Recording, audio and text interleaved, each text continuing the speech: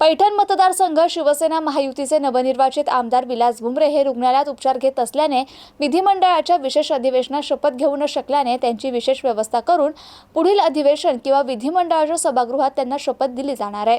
या संदर्भात आमदार विलास संदीपानराव भुमरे यांनी विधिमंडळाचे अध्यक्ष तसेच शिवसेनेचे सचिव संजय मोरे यांना आपल्या तब्येतीबाबत ईमेल आणि लेखी पत्राद्वारे कळवले।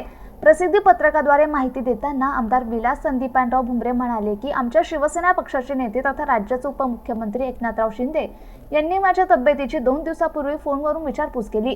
ते म्हणाले की राज्यातील महायुतीच्या उमेदवारांना मतदारांनी भरघोस मतांनी निवडून दिले, त्यामुळे महायुतीला कोणतेही बहुमत सिद्ध करण्याची आवश्यकता नाही।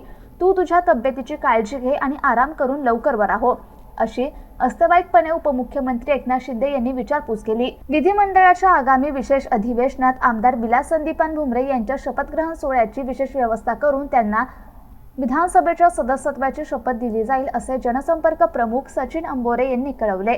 गौतम बनकर, MCN न्यूज, पैठण।